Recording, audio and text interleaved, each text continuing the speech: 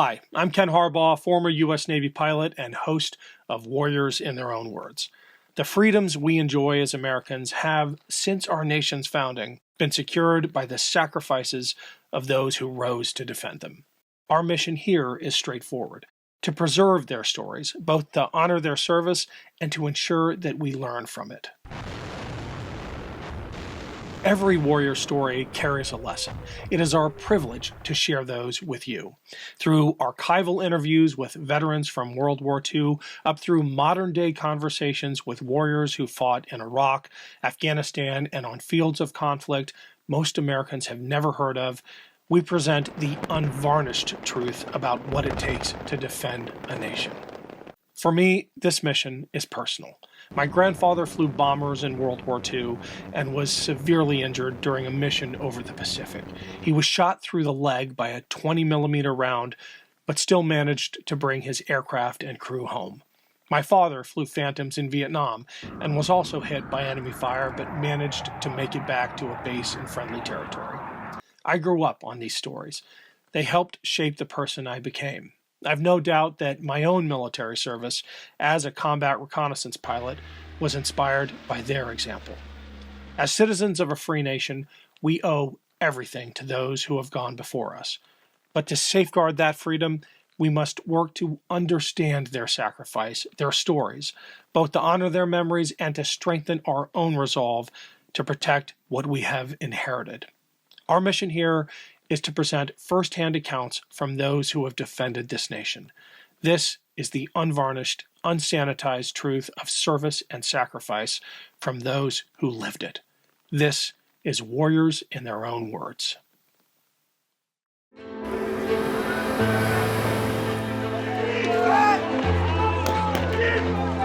The dive bombers were dropping their bombs on the point, and we heard some machine gun fire, and I was a squad leader at the time.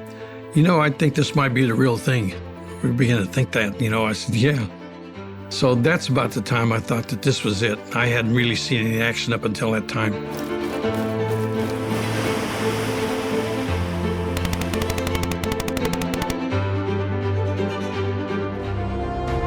Today, we'll hear from Captain Frank Guidone.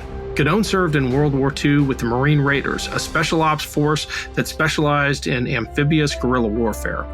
In this interview, he recounts his service in the Solomon Islands, including the Battle of Edson's Ridge, the New Georgia Campaign, and the Matanikau Offensive.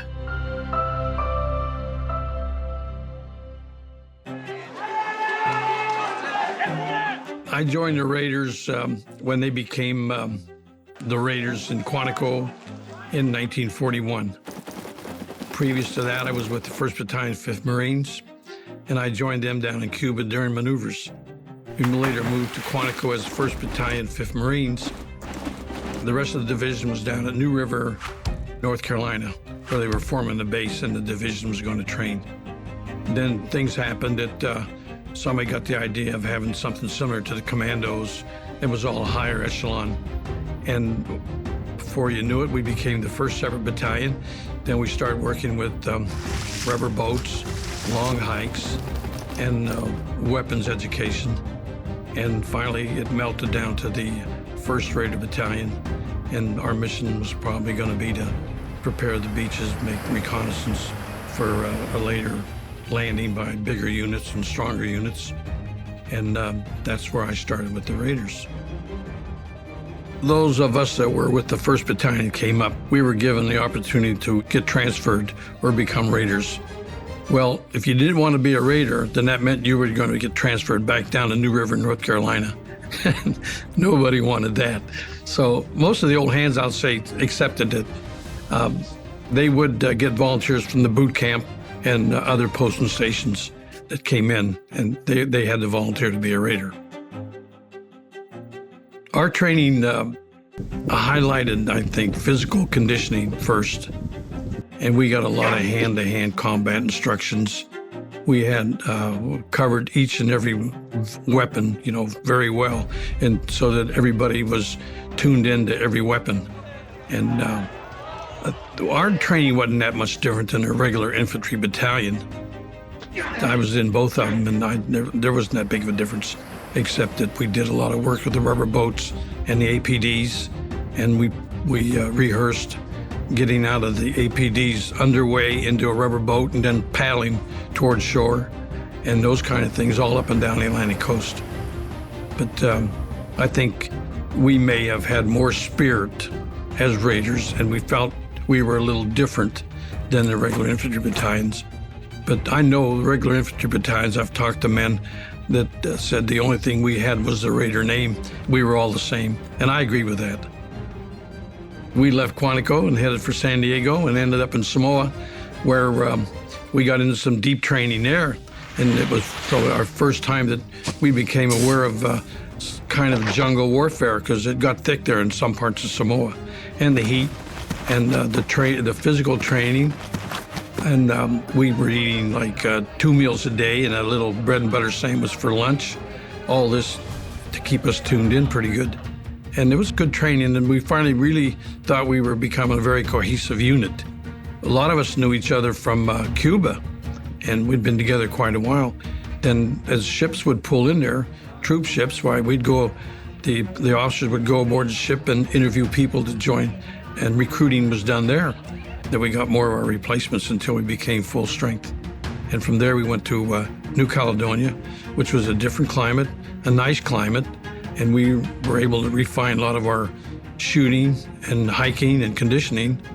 And we were beginning to think that maybe this might be the real thing. The real thing really didn't come to me until Tulagi. I mean, we made a practice landing off of the Fijis before that, and then we headed north, and we still didn't think, we hadn't been tuned in very well where we were going or what we were going to do. And then we were on APDs, and we got a briefing just a couple days before that we were going to Guadalcanal. And the 1st Raider Battalion, I think with the 2nd Battalion, 5th Marines, we're going to Tulagi. And after we hit the beach and had to wait in a little ways, but we hadn't seen an enemy. On the way up, working toward the middle of the island, we ran into a couple snipers, but I didn't see any snipers. I heard about it. Then we did a right wheel and put the whole battalion line, and we moved in to hit the south part of the island where we thought the Japs were. We were in a skirmish line moving up. The dive bombers were dropping their bombs on the point, and we heard some machine gun fire, and I was a squad leader at the time. I think this might be the real thing. We were beginning to think that, I said, yeah. So that's about the time I thought that this was it. I hadn't really seen any action up until that time. So when we moved up to a top of a ridge, and we rested on the slope of the ridge, we got our packs and gears squared away, because the word was that we were going to go up to the top of the ridge and then charge down the ridge toward the enemy. Supposedly, we knew they were down there now. So when I got up there with my squad, and we got the word to move out, we started down this slope, which was bare, and it was about 50 yards. And we ran down there, in a line, and I got to the bottom of the hill and found out that 2 of my men were missing. And later, they had been killed running down the ridge. And 1 man was wounded and 2 killed, and that was my indoctrination, really. Now we knew we were in a battle. And we were the only squad that got down to that low ground. The other 2 squads on our left and right had pulled back at command of the company commander. So we were down at the bottom of the hill, and we knew that the Japs were just ahead of us, like about 50 yards. We'd see them darting back and forth from shoulder to shoulder. We made our way to a red tin shack. No good thing, we all got behind that shack, and that was our shelter for a while. And every time we'd peep out from the side of the shack, the Japs would fire on us. So we were just about frozen in that position till about dusk. And we made our way back up to the top of the ridge where the battalion was still formed. And I reported to the company commander. He sent a platoon leader up to a part of the line that needed filled in. And I put my squad into this gap. And it was too late to dig in, so we just threw our packs down and put our rifles on top. And now we're facing upward toward the ridge. And instead of being on the other side of it, we were on the reverse side of it and going into a defensive position. I'd passed the word to not do any firing or to make no noise and keeping quiet because we were expecting a Jap attack. And just as it got dark, down below and behind the ridge, there had been a fire, a burning building, and it lit up the skyline on the ridge. And we noticed some movement on the ridge line. We kept looking, we couldn't believe it. It looked like it was some alligators or lizards, moving, and they were coming over the ridge, and then we heard the Jap voices. So now, we knew. So that's when we started throwing hand grenades. And they kept coming, and they kept moaning and groaning, and every time we'd hear a groan, we'd throw a grenade that way. We weren't using a rifle fire because it would have been ineffective. And that fight went on all night long, and they just kept coming, and we kept throwing. The squad was great. They were well disciplined as to no firing, and we kept going. We went back to CP, which was about 20 yards behind us, to get more grenades, and we threw them all night long. And next morning, just at dusk, before we could see what we had done, there had been 2 attacks, one to our right against C Company, and this one against us, against my squad, really. And we had about 25 to 30 Japs that were piled up in front of us, and they weren't 20 yards away from us, but they were just like they'd been chopped up with a meat grinder. And that night, we knew now we were in combat. And the next morning, I saw some of our friends and buddies, under ponchos, and we realized then that this was going to be a long haul. Well, from then on, they had the big battle out at sea where we lost 4 or 5 cruisers. And now we started digging battle lines, foxholes, stringing barbed wire, because we thought, sure, we were going to have, a landing against us. And the morale was pretty bad at that time because all the ships were gone and all kind of rumors were floating around. And from then on, it was just a matter of digging the Japs out of the caves. There was no more of the line-to-line fighting. It was all caves and grenades. And then the 2nd Battalion, 5th Marines came up and helped us push all the way to the end of the island, and we secured it. Then from then on, like we were in a defensive position, and there was one day that a Jap submarine came up, right in the bay where we were. Everybody saw him, and they thought that the Japanese still had control of the island. And they fired a couple shots from their 3-inch gun on the sub, and we had a couple mortars, and they fired back. And then I guess the sailors figured out that we better get down below, and so that was the exciting part of that. It was right out there in the open, but we were never bothered again on Tulagi. We secured it. We made a couple patrols over on Florida Island. We did a couple more patrols around Savo, made sure they were all clean, and that was it for Tulagi.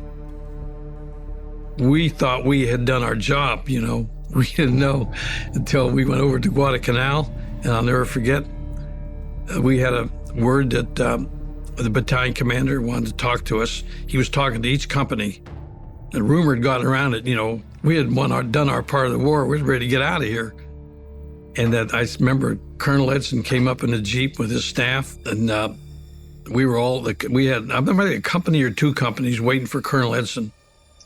And, we all admired him. He was our leader. He had the background. He did a good job putting us together. And he started talking about what a good job we had done on Tulagi. We're thinking, here it comes now, with the good news. And he says, the Japs are a tough fighting outfit. You saw them. You know what they're like. Well, there's a long road ahead of us. So don't, and if you get any thoughts about thinking you're going elsewhere, you're going to stay right here till we take care of the Japanese here. Well, morale went down that fast. But he was right. We had just started the road back. What was your assignment on Guadalcanal? I was a squad leader. I got promoted to sergeant, then I was a sergeant guide. Then I was a platoon sergeant, always in a rifle platoon. And that's as far as I got with being a platoon sergeant. The 1st Battalion, as was the whole division, was responsible for maintaining the perimeter defense. And we had our section of the line to take care of. They did manage to assign us to a mission that we were trained for, and that was to make a raid. just down the coast, there was a village called Tasimboko, which was occupied by the Japanese. General Kawaguchi had a brigade there, and he was moving, at this time, he was moving toward our perimeter with the bulk of his men. He left a rear echelon back here at Tasimboko. It was decided that we would make a raid on that. So we had 2 companies that embarked. The company I was with, one company went on APD, and the others were split up on something like trawlers, small wooden boats, you know, that's all they had. And man, the trawlers would rock like that, and the water would swish in there, you know, we'd be all wet. And so at dawn, we went in and landed. And I was with A Company, and we did a flanking move around Tasimboko, and B Company went in straight ahead, and we enveloped them. But that morning, before we landed, a couple transports came in that were coming in, were behind us. And the Japanese thought that that was an invasion force. The Japanese who were at Tasimboko, and they hauled out of there. They left and, you know, to move up toward the line toward General Kawaguchi's place. So, and it wasn't, the transport had nothing to do with us, but it's a good thing it happened. So we had no opposition there. So we just went ahead and just destroyed supplies, their clothing, their medicine. We just had a ball. And he'd lost all the supplies back in the rear echelon while he was up there getting ready to make that attack on the Bloody Ridge battle. So it hurt him. And we came off of Tasimboko and went back up to Coconut Grove where our camp was, and word came down that General Vandegrift and Edson wanted to put us in a more restful spot because we'd been through quite a bit, and they wanted to get us off the beach because every time they come in the shell, the shells would go over us, but you know, they would keep us awake. So they picked this place on a ridge, and there was something funny because all we were doing was digging foxholes and laying barbed wire and cutting fire lanes and going on small patrols. Didn't seem like a rest area to us. We had a bivouac area that was right behind the ridge line where we had our pup tents and all our clothing and things like that, gear. Edson wanted to run a patrol toward the Japs to see where they were located and get an idea how far away they were. So they picked a reinforced platoon, and our platoon leader, who was Cliff McLaughlin, he said they want 1 sergeant to go, and there's 2. I got 2 sergeant platoons, so whichever one of you want to go can go. So me and his name was Flater, we flipped a coin, and I lost, so I got to go with the patrol, and Flater was going to stay back in the bivouac area as security. So cut down, we moved out on the patrol, and we went out quite a ways until we got to the point where we could hear the Japanese chopping brush and talking, you know, the point was getting close. And just as the point got up, the firing broke out, and then we all halted in the column and waited because we weren't going to deploy, we were going to pull back. The mission was just to see where they were. At the same time, the bombers came over for their noon raid, and they started dropping these bombs on the ridge. And of course, they came down toward us, and they were bombing the Japanese and us both. And I remember hitting behind a banyan tree with one of the squad members. His name was Naboski. And the bombs were coming in pattern, and finally it stopped, I think about 500 yards from us. That just picked us up and threw debris all over us, both of us. And I looked over, and Ski's on the ground. He has his rosaries out. He's saying his prayers, and it must have worked. So we pulled the platoon, and we went back to the bivouac area, and our bivouac area was in shambles, and the bombs had hit right in the area. And the sergeant that won the toss was killed by concussion. That was the beginning of the Battle of the Ridge.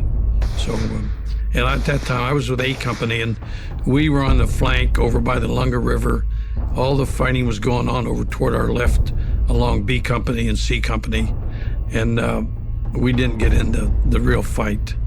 But both those nights we had to keep our eyes to the front. We were right on the river, and but that's all that happened there. So the next day, C Company got hit, and they moved back a little bit. And the next day, we sent A Company in to counterattack the Japs, and we moved in on them, and we got as far as we could get, and they stopped us cold. They had too much fire. And I was up there with my squad at the time. We started pulling back. We got word to pull back. So I sent some of my men back in groups, 2 and 3. And just before I got ready to move back, I heard somebody say, "Marine." And I says, "Wait a minute." I said, "Did you hear that?" He said, "Yeah, but we knew the Japs were always pulling tricks like that." I said, "Wait a minute." He says, "Marine." So then we kept looking. We were in prone because you couldn't get up because the Japs would fire, and they just firing right over our head as we were laying prone. And then I saw this figure up there had utilities, and I said, "That's a Marine up there." So we scooted up there, and he had been shot across both legs, and he had a cartridge belt tied around his legs. And he says, "Get me out of here." He said, "I've been here all night." He said, "The Japs been walking all over me." So we started dragging him out of there, and we got him back. And then the company commander ordered some mortar fire there, but I never saw that Marine again. But I understand he lived for quite a while. And that was about it as far as the Battle of the Ridge went for us for A Company. Prior to like about March of 42, I think it was, it looked like the next mission was going to be New Georgia. And I was leaving a mess hall one day where A Company was bivouacked on New Caledonia, and this Jeep came by, and it was Captain Boyd. He was company commander, C Company. And I used to do boxing, battalion smokers, and I went down in the May and I boxed in some of the smokers down there, and he was the next boxer. And he stopped me, and I saluted him, and he said, "How would you like to go up north and do a little fighting?" Well, I thought he was talking about boxing, you know. I said, "Oh, sure," you know, because he had come to the fights. That's the only way he knew me, except he knew that I'd done well in Guadalcanal, Tulagi, he knew that. So I went down there the next morning, and I went in this big tent, and there's naval officers in there, and a lot of brass, and I couldn't, what am I doing here? And I looked up on the wall, and I saw a picture of New Georgia. And so I still couldn't make the connection. I said, "How'd you like to go up on a little reconnaissance up on New Georgia?" "Well, you know, sure." So that's how I got to be a part of the patrol. So there was 5 of us all together on the patrol, and one of them was from intelligence section, and I went because I was an infantry sergeant, and there was 2 more naval officers and Captain Boyd. And this is the first patrol that went up there. And we made the landing like in a PBY boat late at night, and we got it. The native war canoes came out and picked us up, took us in, and the Coast Watchers were doing their job. Those Coast Watchers are former plantation owners, most of them were, and they commissioned them. They had lived there before the war, and they stayed there and had the radio, and they would send us warnings of Japanese air approaching or ships and things of that nature. There was one there that he was a captain. His name was Kennedy, and he lived there right on the point called Sagi.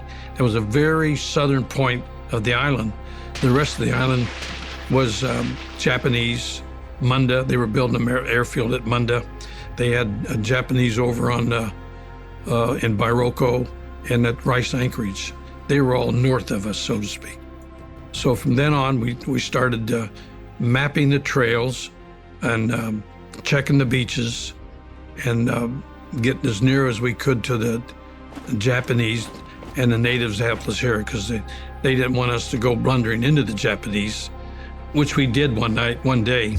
I went out on a two-day patrol with Gunnery Sergeant Joe Sciarra. He was from C Company, and we had 2 natives, and they didn't speak English, but the Coast Watcher had trying to give an idea where we were going. So we traveled all one day, and just at night, I said, "Get up there at the top of this ridge, and we'll spend the night up there." And so as we start making our way up there, and it was kind of near dusk, almost dark, when we heard the awfulest noise, pots and pans and yelling and screaming, and all in Japanese, and we froze because we were just down the ridge from where all this noise was going on, and we couldn't go back down in the dark, so we pulled off the trail, and the 4 of us just leaned up against the trees and just stayed there. We froze. Mosquitoes were eating us alive. They didn't eat the natives, though. They didn't mind. So first light, we edged back and got out of there.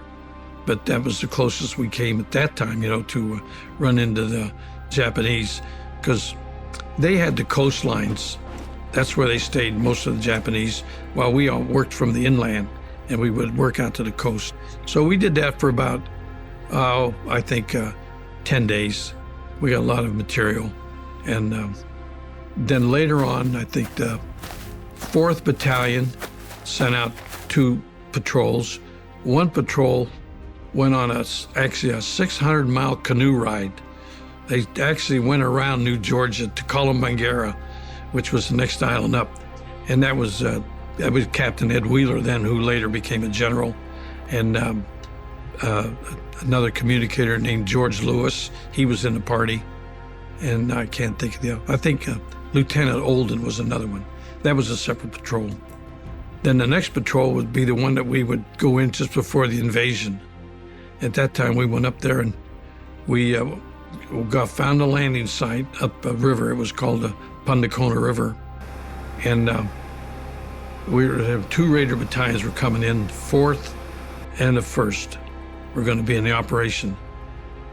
They would come in rubber boats, come up this river, and land at a shore or a bank, on a riverbank at night. And meanwhile, the Japanese at Enegai, they had a couple, I think they were 8-inch guns, and they were firing toward us, but they were too close. And, the shots were going over us, and they couldn't depress those guns far enough down. But they didn't damage us. So that night was kind of just mass confusion, dark. But we had, previously that, we had cut 4 bivouac areas the natives had. Well, A, B, C, and D companies. And as they got on the beach, we were scouts, we would take them to the bivouac areas, and then they bunk down, take their packs off, and the next morning they made the approach march to Enegai. But the patrol had cut 3 trails almost toward Enegai, which helped the advance march. But after the trails petered out, then it was pure swamp and rivers. And by the time the battalion got through there and got to Enegai, you never thought they would be able to fight when they got there, but they did. And they took Enegai, and 2 or 3 days later, they reformed, and they went about 5 miles to Bairoko, where Bairoko's stronghold. They had a trail that went from Bairoko to Munda, and Columbangara to Bairoko. They would move their forces from Columbangara to Bairoko down to Munda, where the army was having a hard time. So we were going to cut that trail off by taking Bairoko. And we went in without any artillery, without any 80 millimeter, no air that didn't materialize. And I don't know why the ships never fired in our support, but we made the attack, and we couldn't do it. We had to back off, and we came back to Enegai. That's the only time I think we didn't get our objective. And that was kind of the story of New Georgia. I never was seriously injured. On that run down that ridge that I told you about on Tulagi, I had a pack on and a carbine, and I tripped. I turned a complete somersault, came up, and that carbine handle caught me right here in the ribs. That's the only thing I can ever remember that I got hurt on. But, then another one was on the Matanikau one afternoon.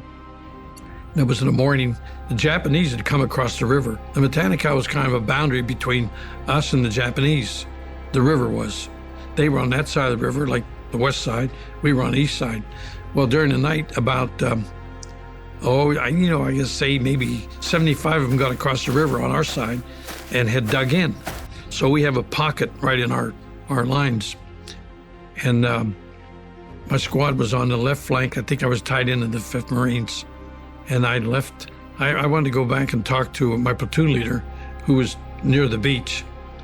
And as I went back there, I saw these 2 men standing alongside the trail. And I recognized one of them as Lou Walt. He had been my company commander through Tulagi. And now he was with the 5th Marines. And he was the operations officer. And the guy he was talking to was Colonel Edson, who now was his commanding officer of the 5th Marines. And Walt saw me, and he called me over and asked me what I was doing. I said, well, I'm going back to see my platoon leader. I want to know what I'm supposed to do from here on in. And he said, he directed me to go back to the beach and get a couple guys to help and bring some hand grenades. All this time we're talking, you can hear the Japanese talk. That's how close they were. And this is a commanding officer of the 5th Regiment, the operations officer. Says those two men fear no one. And so I got a volunteer and came back up, and we threw a bunch of grenades into the pocket, and then I went back to my platoon, and of course, that night that those Japanese in that pocket, we were defending. The fences were set up facing seaward, thinking that there was going to be an invasion, instead of, building our defenses up from an inland attack. And that they had these Japanese on our side of the river, and we had a line around them in case they came out of there. Well, when they came out, it was just about dusk, and they put smoke up first, and they come charging out of there, and they were running toward the beach, and they got through our mortar section, which was the weakest part of our line, and they killed 7 or 8 of them. They were all killed. And when they got to the beach, they ran into double apron barbed wire, and there was a machine gun firing down the wire. This is all at night. And I looked over there, and I saw they were hanging on the wire, and those tracers were just chewing them up. None of them made it out of there. But it was a bad night for us because of the losses that we had with the mortar men there. All they had were pistols, but there should have been rifle platoons up there, and the mortarmen should have probably been on the beach. So it was a bad situation. That was the one Matanikau battle. We had 2 battles on that river. Become a very historic river, I'll tell you, even after we left. So right after that, we came back to the beach, and I think the Army troops came in, and we left. Then the next thing was New Georgia. But we did go to New Zealand to R&R, and that was about the whole length of the whole thing. We had R&R twice. We went to Wellington once, and then Auckland after New Georgia. And if you're going to have R&R, there's no place like New Zealand. That was really great. But we found out about steak and eggs and fresh milk and homemade bread, and it was great. A lot of us didn't want to leave there. This has only come to pass within the last 5 or 6 years. For 20 years before that, nobody's saying anything about Raiders. It's all come, you'll agree, some of these guys will tell you. And now the flock of books coming out, and the website and everything else. And, sometimes I had some concern about that. We were with the 1st Marine Division on Guadalcanal when the issue was in doubt that the Japanese might overtake us, and we were being shelled, and we were being bombed, we were being strafed. It never happened again after that. Every campaign after that, there was no doubt who was going to win. You know what I mean? And so I felt that we were in the right place at the right time, and we did the same job as the division did, and that Guadalcanal can be responsible. We did a Guadalcanal can be responsible for turning that war into an offensive war instead of a defensive war. From then on, it was a matter of just, taking island by island, taking up, and those guys did it. I think a lot of guys will tell you, those battles that we were in, I think, when you compare them to Peleliu and Tarawa and Iwo and Okinawa, it's just the fact that our situation was in doubt whether we would win or not. But in those bigger places, they lost a lot more people and everything, but there was no doubt who was going to win.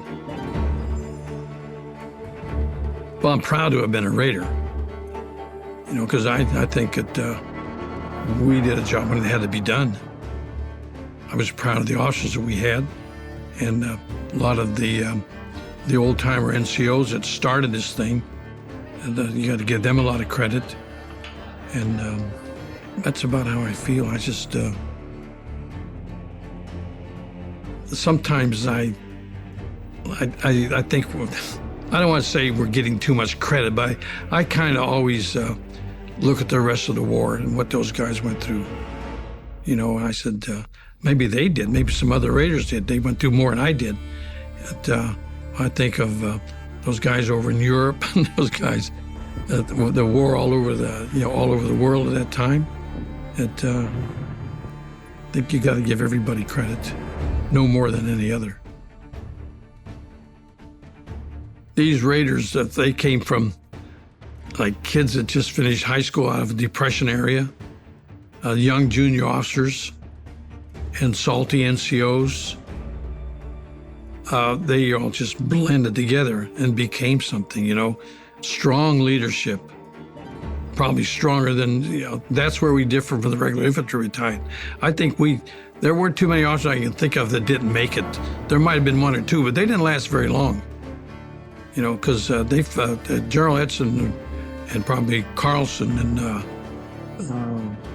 few of them were pretty good at evaluating officers, and it didn't take long. Or even NCOs got moved too.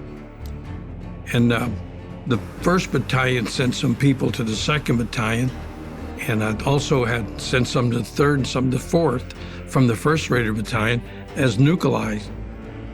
So certain things were passed on to new battalions, I guess now in sight of all the books that are being written, and all the action I see on the internet, I'm a link on the website for the Raider battalions, and I get numerous emails from relatives now asking for their father and their uncle and their brother, and was he a Raider? Sometimes they weren't. Or was he a Raider? What company was in? And I'll run things in the past through John McCarthy, that mention their name. Somebody might see it and make contact. It's worthwhile. I enjoy doing that. We found a lot of people. We still have a lot of Raiders out there that don't know anything about our association and don't come to the reunions or anything.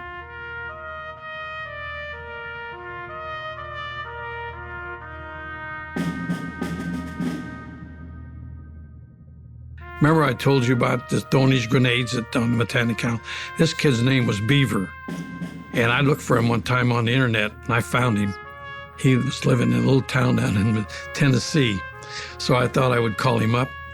And I called him up, and his wife answered the phone. She said, "Hello?"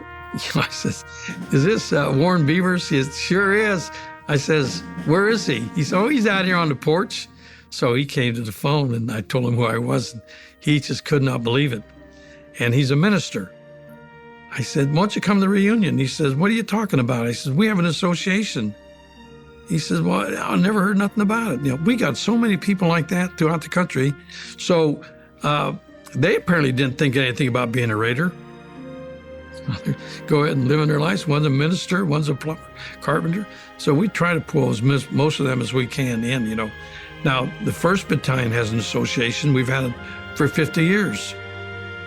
We've met for 50 years from Camp Lejeune, and now for the last maybe 20 years, we've been meeting in Quantico, Virginia.